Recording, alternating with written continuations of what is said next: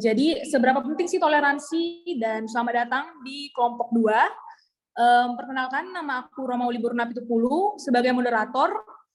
Nah, selamat siang juga buat Bapak Bisru Hafiz selaku dosen pengampu mata kuliah Pendidikan Pancasila kelas 11, dan selamat siang kepada rekan-rekan yang sangat saya sayangi. Oke, kita lanjut slide selanjutnya.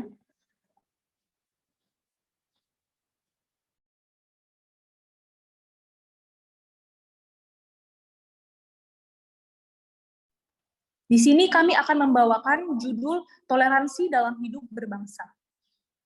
Sebelum kita masuk nih, sebelum kita jauh-jauh kemana-mana, pastinya kita yang pertama itu harus tahu pengertian dari apa sih arti toleransi. Nah, toleransi itu sendiri merupakan sebuah sikap untuk menghargai dan menghormati setiap orang yang memiliki perbedaan pandangan maupun pendapat, keyakinan, kepercayaan, termasuk juga nih yang hukum-hukum yang sangat vital, contohnya agama, ras, dan budaya dengan diri sendiri. Karena kita semua memiliki hak yang dia harus diperlakukan sama untuk setiap orang. Oke, selanjutnya.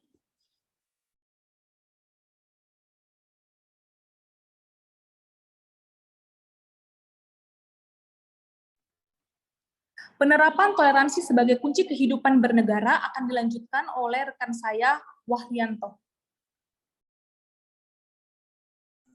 Baik, terima kasih. Saya akan menjelaskan secara singkat tentang penerapan toleransi sebagai kunci kehidupan berbangsa. Yang pertama, kita tuh harus kebebasan memilih agama. Hal tersebut telah diatur dalam pasal 29 ayat 2 Undang-Undang Dasar tahun 1945, di mana negara menjamin kemerdekaan tiap-tiap penduduk untuk memeluk agamanya masing-masing dan beribadah menurut agama dan kepercayaannya itu. Kemudian yang kedua, rasa persaudaraan kepada sesama. Rasa persaudaraan satu sama lain itu sangat penting dalam kehidupan bermasyarakat. Dengan adanya rasa persaudaraan satu sama lain akan saling menerima perbedaan yang ada, terutama kaitannya dengan perbedaan kepercayaan agama.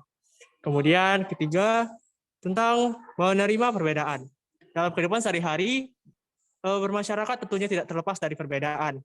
Dari perbedaan jenis kelamin, perbedaan kepribadian, perbedaan agama, dan perbedaan lainnya.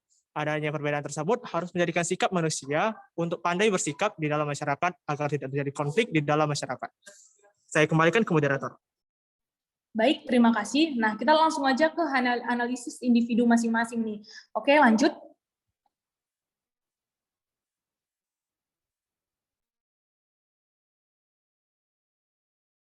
Oke, sebenarnya ada 8 anggota kami dan seharusnya ada hasil analisisnya 8. Tetapi untuk mempersingkat waktu kami menjelaskan, kami hanya menjelaskan hasil analisis 3 saja. Dan yang hasil analisis pertama akan dijelaskan oleh teman saya bernama Jahira. Kepada Jahira dipersilakan. Baiklah, di sini saya akan menjelaskan hasil analisis diskusi dari yang pertama. Jadi SMA Pradita Dirgantara melengkapi fasilitas tempat ibadah bagi sivitas akademika. Kini membangun gereja sebagai tempat ibadah bagi siswa, guru, maupun karyawan yang beragama Katolik dan Kristen Protestan. Sebelumnya, sekolah ini telah membangun masjid yang representatif terletak di samping bangunan utama. Pembangunan gereja tersebut menjadi bukti SMA Pradita Dirgantara membuka ruang seluas-luasnya untuk siswa, guru, dan staf yang memiliki keyakinan berbeda-beda. Hal ini juga sebagai bukti toleransi Yasarini dan SMA Pradita Dirgantara kepada setiap pemeluk agamanya. Sekian. Baik, terima kasih kepada Jahira. Next slide.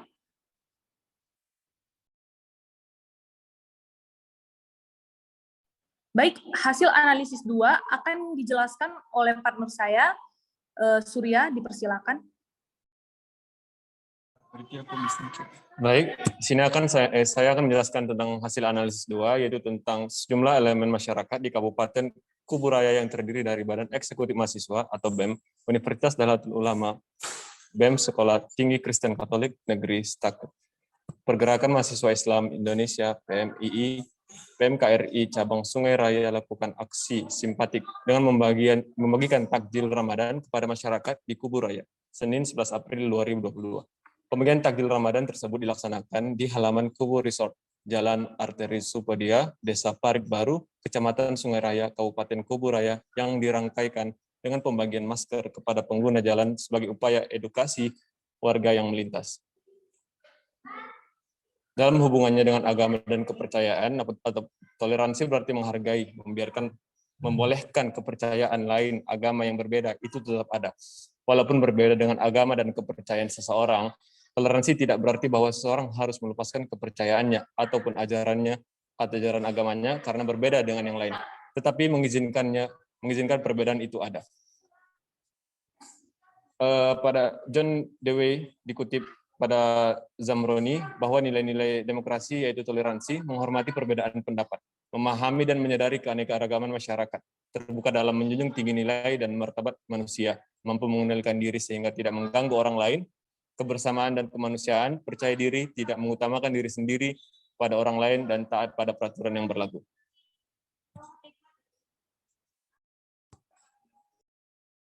Terima kasih, saya kembalikan pada moderator. Baik, terima kasih. Kita lanjut ke next slide. Ada hasil analisis ketiga. Kepada partner kami, Albert, dipersilahkan.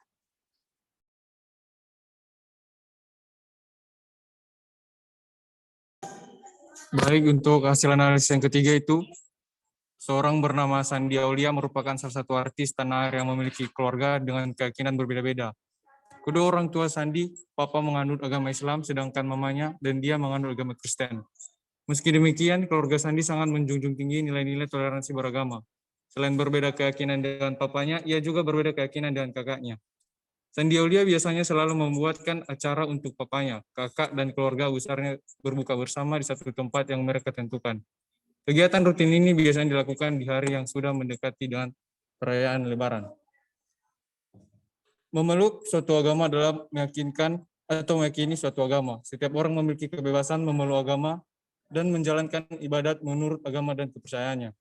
Kita tidak dibenarkan memaksakan suatu agama kepada seseorang. Seseorang memutuskan untuk memeluk suatu agama atas dasar kemerdekaan pribadi yang dikaruniakan oleh Tuhan kepada mereka.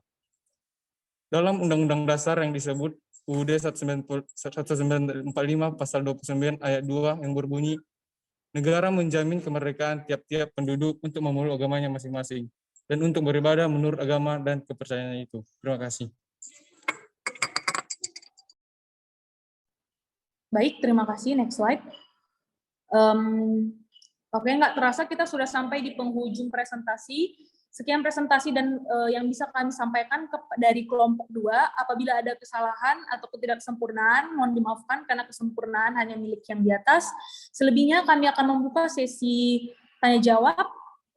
Yang akan bertanya silakan raise hand terlebih dahulu. Terima kasih.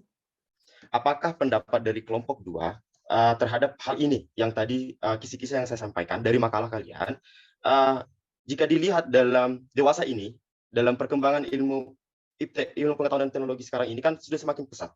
Bisa kita lihat secara kasat mata dulu, nggak usah secara langsung. Secara langsung juga bisa kita simpulkan bahwa perkembangan sekarang ini sungguh sangat tidak lagi bisa tertampung. Nah, apakah sudah dari kelompok 2, pendapat apakah ini dalam materi kalian toleransi ini sudah efisien dalam perkembangan zaman sekarang ini? Dan jika memang sudah efisien, bolehlah dikasih sedikit indikasi atau contohnya, indikasinya apa, dan dari Pancasilanya, toleransi dari Pancasilanya, bagaimana terhadap indikasi tersebut? Terima kasih. Saya kembalikan moderator.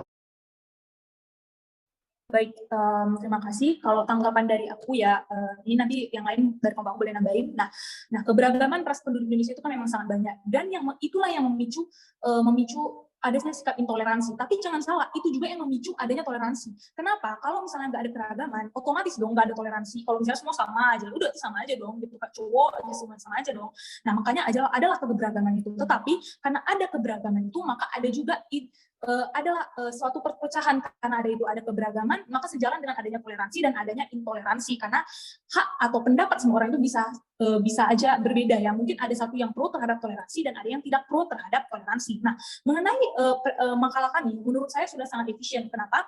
Karena di situ sudah ada hasil analisis. Nah, mungkin kalau kita membaca, kalau saya sendiri ya, kalau membaca itu lebih kayak terlalu banyak nih gitu loh, kayak too much nih gitu kan, pasti aku langsung ambil kesimpulannya. Nah, di hasil analisis sebenarnya itu udah jelas ya, udah ada contoh langsungnya, udah bisa kita, oh iya ternyata gini ya toleransi itu, ternyata gini ya intoleransi itu, karena udah jelas ya menurut saya.